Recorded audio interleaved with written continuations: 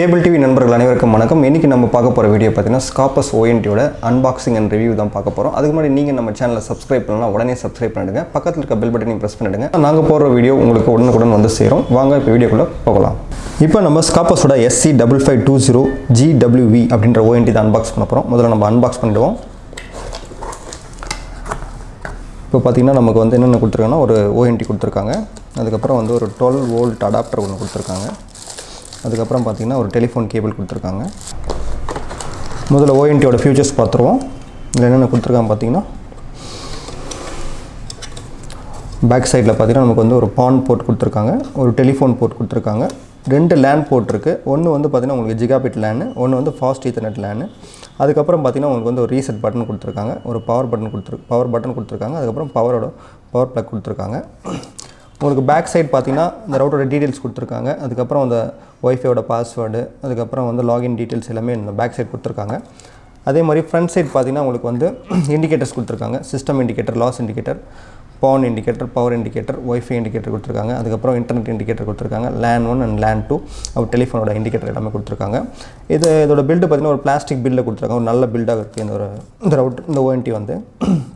அதுக்கப்புறம் இது வந்து நமக்கு ரெண்டு ஆண்டனா கொடுத்துருக்காங்க. 2.5 GHz ஆண்டனா தான் இது. பார்த்திங்கன்னா இது வந்து ஒரு சிங்கிள் பேண்ட் ரவுட்டர் தான். இது வந்து ஒரு டூயல் பேண்ட் ரவுட்டர் இல்லை. பட் இருந்தாலும் பார்த்திங்கன்னா 2 ஆண்டனா இருக்கிறதுனால நமக்கு வந்து நல்ல ஒரு கவரேஜ் கிடைக்குது இந்த ONTயில். இது வந்து எல்லா OLTக்கும் இந்த ONT வந்து சப்போர்ட் பண்ணும். இப்போ ரவுட்டரோட அன்பாக்சிங்கும் பார்த்துட்டோம், அந்த ஃபியூச்சர்ஸும் பார்த்துட்டோம். இப்போ வந்து நம்ம ரவுட்டரை லாகின் பண்ணி அதுக்குள்ளே நம்ம எப்படி கான்ஃபிகர் பண்ணுறதுன்னு பார்க்க போகிறோம். வாங்க பார்க்கலாம். நம்ம இப்போ SCOPUS ரவுட்டரை எப்படி கான்ஃபிகர் பண்ணுறதுன்னு பார்க்கலாம். அதுக்கு முன்னாடி நீங்கள் வந்து ரவுட்டரை ஆன் பண்ணி சிஸ்டத்தோட ஈத்தர்நெட் கேபிள்மா கனெக்ட் பண்ணிவிடுங்க. கனெக்ட் பண்ணிவிட்டு ப்ரௌசர் போய்ட்டு நீங்கள் வந்து ரவுட்டரோட லாகின் ஐபியை வந்து என்டர் பண்ணுங்கள். லாகின் ஐபி பார்த்தீங்கன்னா 192.168.20.1. இந்த மாதிரி ஒரு லாகின் பேஜ் ஓப்பன் ஆகும். அதில் யூசர் நேம் பார்த்தீங்கன்னா அட்மின், பாஸ்வேர்ட் பார்த்தீங்கன்னா டிஃபால்ட் பாஸ்வேர்ட் SCOPUS SCOPUS. அதுக்கப்புறம் கீழே அந்த வேலிடேஷன் கோடு கொடுத்துருப்பாங்க, அதை நீங்கள் என்டர் பண்ணுங்கள்.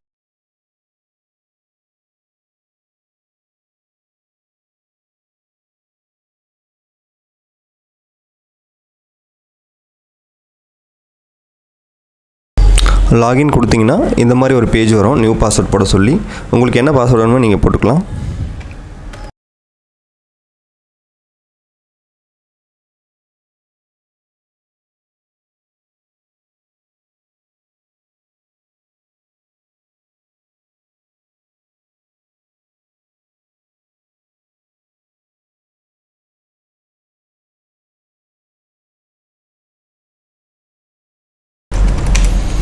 உங்களுக்கு தேவையான பாஸ்வேர்டை போட்டுட்டு அப்ளை கொடுத்தீங்கன்னா அந்த பாஸ்வேர்டை வந்து செட் ஆகிடும். மறுபடியும் நீங்கள் எந்த பாஸ்வேர்ட் போட்டிங்களோ அந்த பாஸ்வேர்டை போட்டு அந்த கீழே இருக்கிற வேலிடேஷன் கோடையும் போட்டுட்டு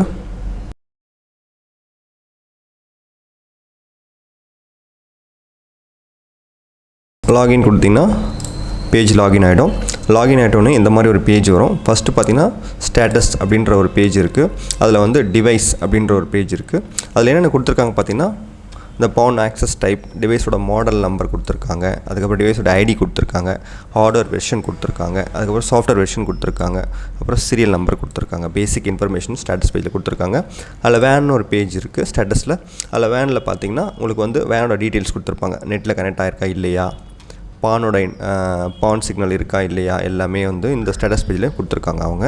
அதுக்கப்புறம் லேனோட ஸ்டேட்டஸ் பேஜ் பார்க்கலாம். அந்த லேனோட ஸ்டேட்டஸ் பேஜ் பார்த்திங்கன்னா இந்த மாதிரி ஒரு பேஜ் ஓப்பன் ஆகும். அதில் வந்து பார்த்திங்கன்னா உங்களுக்கு லேனோட ஸ்டேட்டஸ் இருக்கும். எத்தனை வந்து லேனில் என்னென்ன கனெக்ட் ஆகிருக்கு, என்னென்ன அட்ரஸில் இந்த கனெக்ட் ஆகிருக்கு, இந்த மாதிரி வந்து டீட்டெயில்ஸ் வந்து உங்களுக்கு கொடுத்துருப்பாங்க.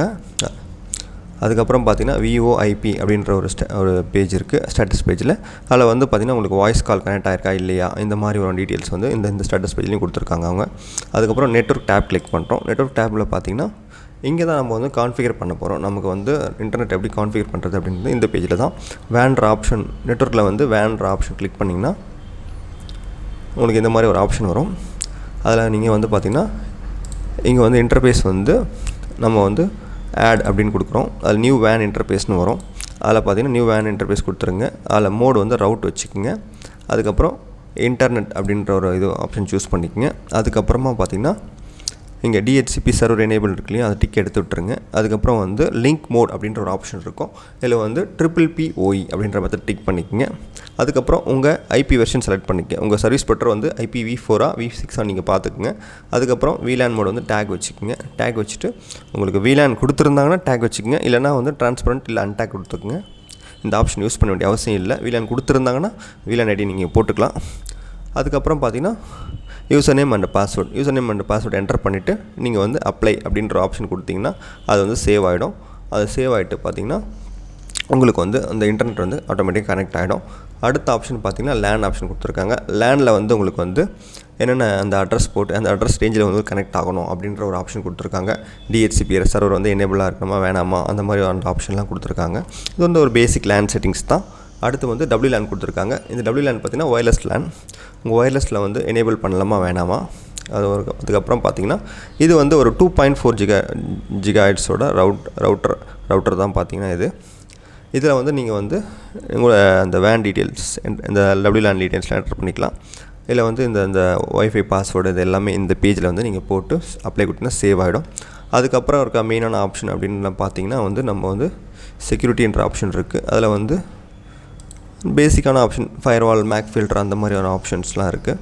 அதுக்கப்புறம் அப்ளிகேஷன்ற ஒரு ஆப்ஷன் இருக்குது. அதில் வந்து நீங்கள் வந்து இந்த DDNS அந்த CCTVக்கான அந்த DDNS அந்த மாதிரியான ஆப்ஷன் அதில் நீங்கள் இந்த போட்டு என்டர் பண்ணி சேவ் பண்ணிக்கலாம்.